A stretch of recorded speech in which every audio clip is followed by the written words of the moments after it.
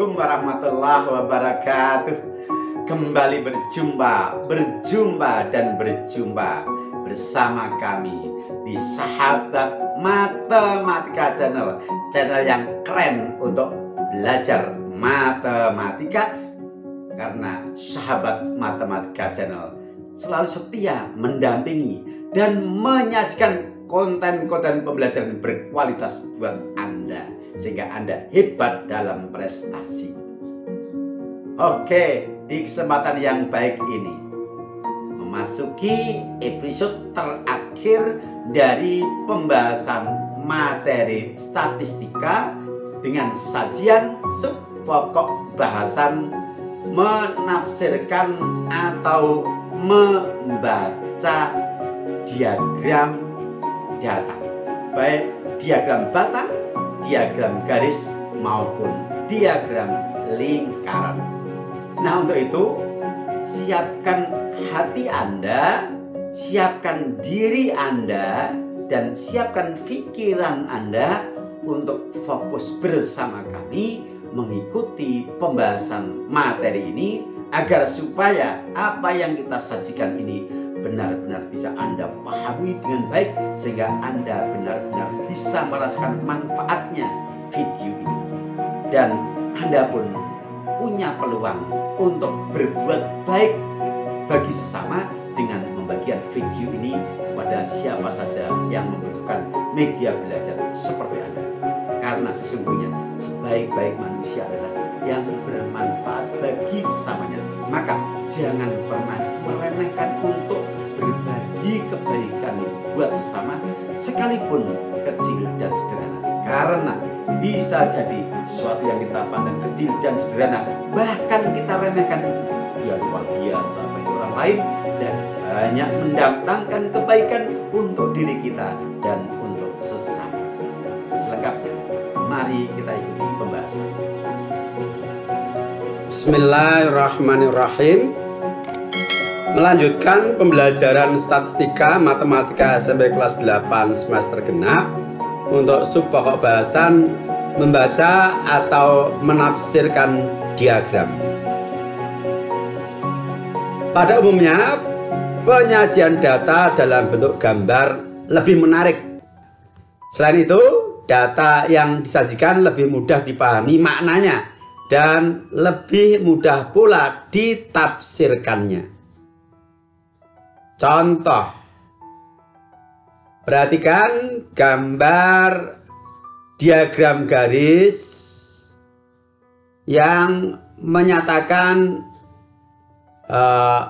perubahan penjualan mobil di suatu showroom, katakanlah begitu, dari tahun 2005 sampai tahun 2009. Nah, dari diagram garis pada gambar dapat ditafsirkan: A. Penjualan mobil paling sedikit adalah tahun 2006, terlihat dari posisi titik yang bertepatan dengan tahun 2006, frekuensinya paling rendah. Kemudian B. Penjualan mobil paling banyak terjadi pada tahun 2009 karena frekuensinya paling tinggi. C. Penjualan mobil mengalami kenaikan tertinggi pada tahun 2008. Yang mengalami kenaikan sebenarnya tidak hanya tahun 2008, tahun 2007 juga mengalami kenaikan bila dibanding 2006. Terlihat bahwa diagram garisnya adalah condong ke kanan atas. Kemudian 2008 juga condong ke kanan atas, dan 2009 juga condong ke kanan atas. Sedangkan untuk tahun 2006 dibandingkan 2005 condong ke kanan bawah, artinya terjadi penurunan. Sekarang yang menjadi masalah adalah bagaimana mengidentifikasi sesama grafik yang condong ke kanan atas, yang mana menunjukkan kenaikan yang terbesar. Kita melihatnya adalah dari ketajaman tanjakannya. Semakin tajam tanjakannya berarti menunjukkan bahwa perubahan data itu adalah semakin besar. Nah, dari 3 kenaikan pada grafik ini, yang tanjakannya paling curam adalah perubahan dari tahun 2007 ke 2008, berarti mengalami kenaikan tertinggi adalah tahun 2008.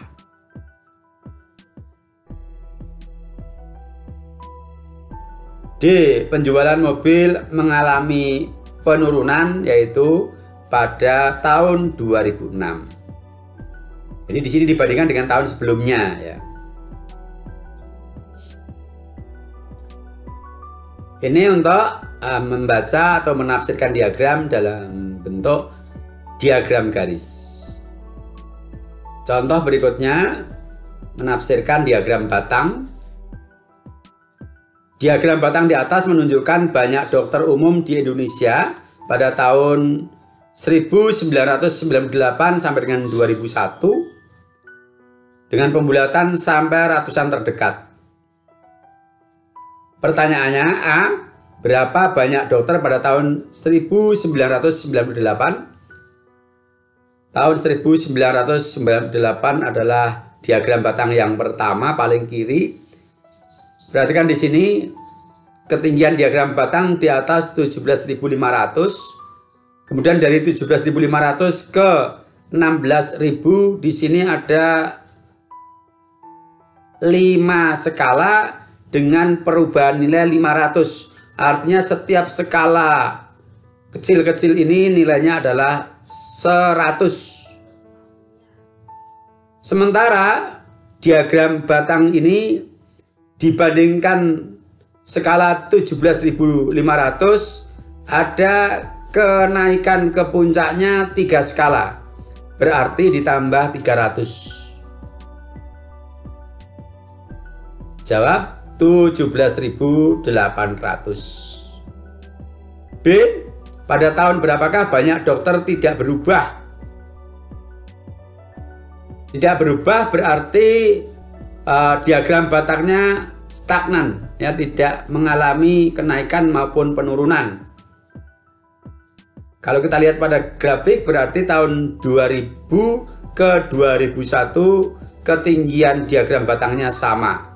Berarti tahun 2000 ke 2001. C. Berapa selisih banyak dokter tahun 1998 dan tahun 2000? Maksudnya dokter umum ya ini. Untuk tahun 1998 tadi sudah terbaca, yaitu 17.800. Sekarang kita baca untuk tahun 2000. Kita tarik garis putus-putus ke sumbu tegak. Nah, di sini tepat satu skala di bawah 15.500, berarti 15.500 dikurangi 100 karena tiap skala kecil ini nilainya adalah 100. Tahun 1998 17.800 dokter umum. Tahun 2000 15.400 dokter umum. Lupa dokter kok malah mengalami penurunan. Di sini dokter umum, dokter-dokternya sudah meningkatkan jenjang pendidikannya ke spesialis, sehingga dokter umumnya berkurang ya, mengikuti perkembangan dan tuntutan zaman.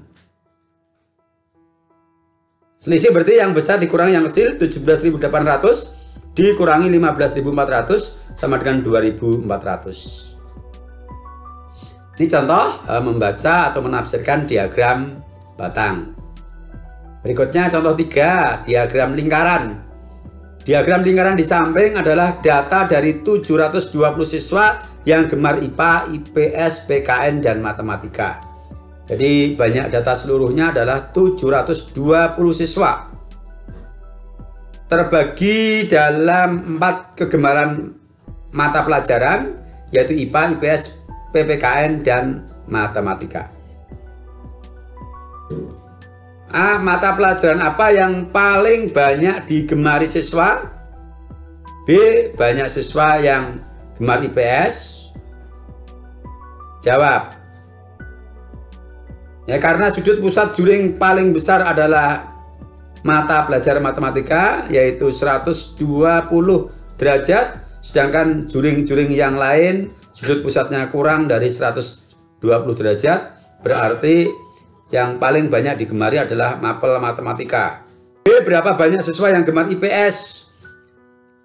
Untuk mengetahui banyak siswa yang gemar IPS, kita harus tahu sudut pusat juring IPS.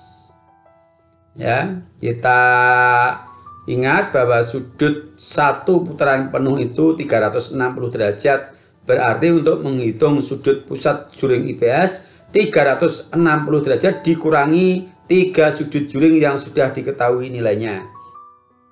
Ya, sudut pusat untuk juring IPS 360 dikurangi dalam kurung 120 derajat ditambah 80 derajat ditambah 90 derajat sama dengan 360 derajat dikurangi 290 derajat, hasilnya 70 derajat. 70 derajat adalah sudut pusat untuk juring IPS, sementara sudut pusat untuk satu putaran penuh 360 derajat. Kenapa kita menggunakan pembanding 360 derajat? Karena yang diketahui adalah banyak siswa seluruhnya. Seluruhnya berarti seluruh lingkaran ini. Ya, seluruh juring pada lingkaran.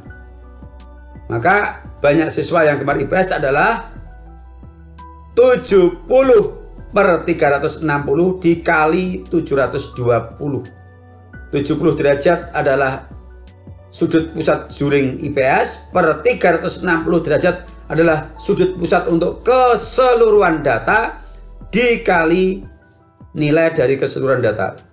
Hasilnya 14. Jadi banyak siswa yang gemar IPS adalah 14 orang. Bisa dipahami? Ya, oke. Bagus. Baik. Kita berikan contoh soal lagi. Contoh nomor 4. Kembali menafsirkan diagram batang yang menunjukkan hasil ulangan. Dari diagram batang tentukan A. Selisih modus dan median, B. Rataan atau min dari data, C. Banyak siswa yang nilainya kurang dari rata-rata. Penyelesaian. A. Modus. Modus berarti yang paling tinggi frekuensinya, ditunjukkan dengan diagram batang yang paling tinggi, yaitu 60. Selanjutnya menentukan median. Untuk menentukan median kita tidak menggunakan cara berhitung, sehingga tidak perlu menentukan posisinya pada data ke n+1 dibagi 2. Kita akan menggunakan metode dengan menganalogikan orang yang berbaris dari nilai terkecil urut ke nilai berikutnya sampai terbesar. Kemudian kita mengeluarkan peserta barisan di ujung-ujung barisan dengan mengeluarkan anggota yang sama banyak dari kedua ujung dengan teknik mencoret frekuensi. Untuk memudahkan, data ini kita pindahkan ke dalam bentuk tabel distribusi frekuensi baris. Nah, seperti ini. Kemudian kita bayangkan 3 ini adalah menunjukkan anak yang mendapatkan nilai 30, 5 menunjukkan banyak anak yang mendapatkan nilai 40, dan seterusnya, sudah berbaris urut dari nilai terkecil dan ke nilai terbesar. Kemudian untuk mendapatkan nilai tengah, kita mengeluarkan anak dari barisan dari kedua ujung dengan ketentuan yang dikeluarkan adalah yang nilainya lebih kecil terlebih dahulu. Di ujung kanan ada 2 anak, di ujung kiri ada 3 anak. Kita keluarkan 2 anak, kita coret 2 di ujung kanan, kita coret 3 di ujung kiri dengan mengeluarkan 2 anggota masih tersisa 1 anggota. Di ujung kiri ada 1 sisa dari anak yang mendapatkan nilai 30. Di ujung kanan ada 3 anak yang mendapatkan nilai 80. Yang kita keluarkan 1 di ujung kiri. Kemudian ujung kanan mengikuti, kita keluarkan 1. Masih sisa 2. Berikutnya adalah 2 kita keluarkan dari barisan. 5 kita keluarkan 2, masih 3. 3 kita keluarkan dari barisan. 5 kita keluarkan 3, masih sisa 2. 2 kita keluarkan dari barisan, 4 kita keluarkan 2, masih sisa 2. 2 kita keluarkan dari barisan, 8 kita keluarkan 2, masih 6. Sisanya 6. 6 bertepatan dengan nilai 40. Berarti ada 6 anak yang semua nilainya adalah 60. Berarti medianya dipastikan adalah 60. Pertanyaannya selisih modus dan median. Kebetulan modus dan mediannya sama. Ya kita kurangkan saja. 60 dikurangi 60 sama dengan 0. Kalau tidak sama, yang namanya selisih pasti yang besar dikurangi yang kecil. Jadi selisih itu cara menghitungnya yang besar dikurangi yang kecil. Sehingga selisih tidak ada yang bernilai negatif. Oke, soal A sudah terjawab. Selisih modus dan median. B, menentukan mean data. Kita sajikan kembali dalam bentuk tabel distribusi frekuensi. Saya tidak menggunakan tambahan 1 baris di bawah untuk memfasilitasi hasil kali frekuensi dan nilai, tapi saya langsung pakai rumus. Ya, mean atau rata-rata adalah yang mendapatkan nilai 30 ada 3 anak, berarti 3 kali 30. Yang mendapatkan nilai 45 anak, berarti 5 kali 40. Yang mendapatkan 54 anak, berarti 4 kali 50. Dan seterusnya. Frekuensi kali nilai. Kita tulis sesuai dengan pasangan masing-masing. Kemudian dibagi jumlah frekuensi yang menyatakan banyak peserta ulangan atau banyak anggota data. Yaitu 3 tambah 5 tambah 4 tambah 8 tambah 5 tambah 3 tambah 2. Hasilnya 90 ditambah 200 ditambah 200 ditambah 480 ditambah 360 ditambah 240 ditambah 180 per 30 sama dengan 1740 per 30. Hasilnya sama dengan 58. Jadi rata-rata hasil ulangan adalah 58. C, banyak siswa yang mendapat nilai kurang dari rata-rata. Rata-ratanya 58. Berarti nilai yang kurang dari rata-rata adalah 50 sebanyak 4 anak, 40 sebanyak 5 anak, dan 30 sebanyak 3 anak.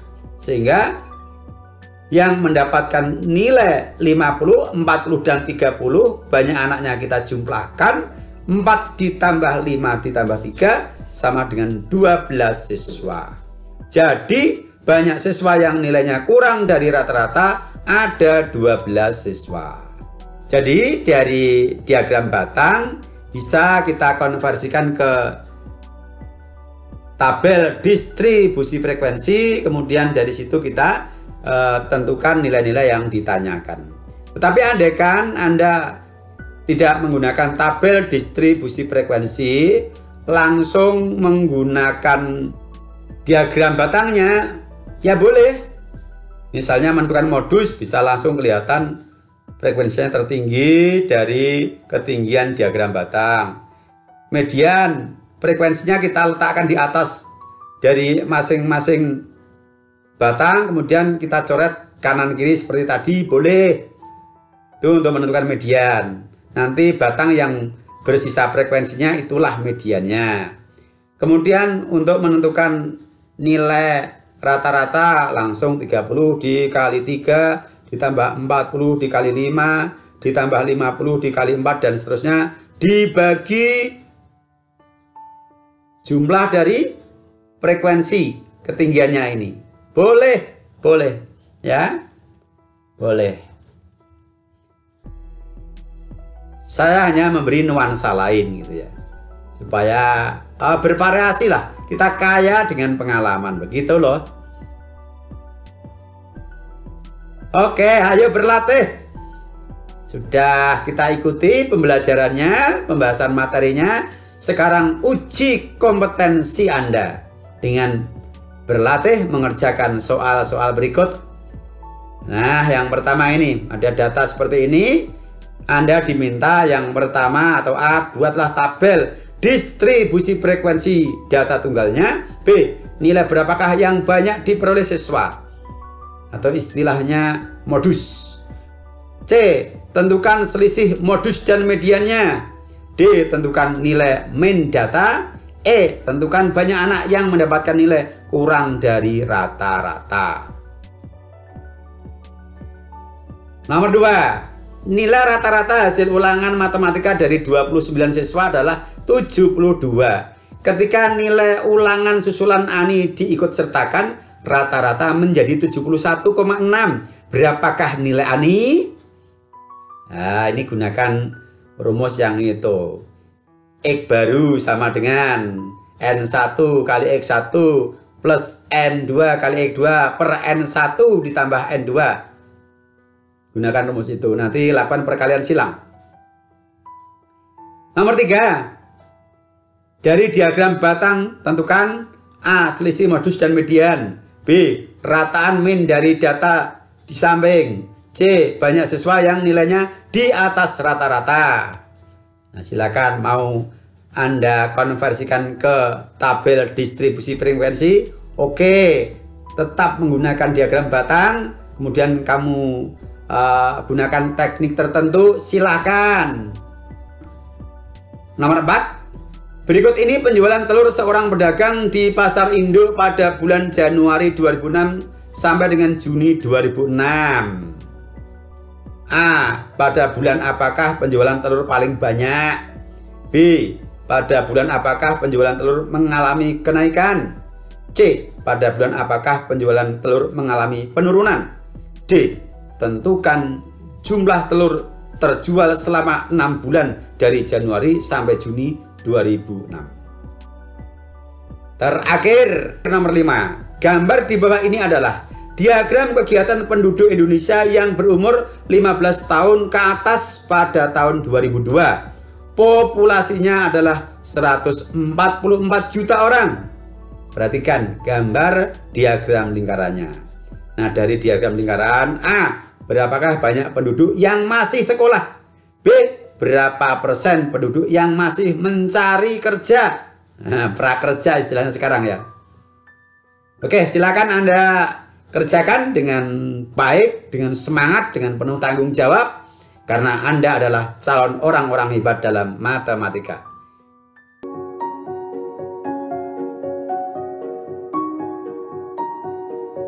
Oke, selesai sudah pembahasan kita bagaimana menafsirkan diagram data, baik dinyatakan dalam bentuk diagram batang, diagram garis maupun diagram lingkaran. Mudah-mudahan bisa dipahami dengan baik, dan dengan demikian berakhirlah pembahasan kita untuk penyajian materi statistika. Namun jangan khawatir, insya Allah kami akan hadir kembali di tengah-tengah Anda. Mohon doanya, karena kami berencana akan menyajikan kupas tuntas soal-soal seputar statistika dalam rangka menyiapkan Anda menghadapi penilaian akhir semester dan juga ulangan-ulangan harian. Sampai berjumpa. Assalamualaikum warahmatullahi wabarakatuh.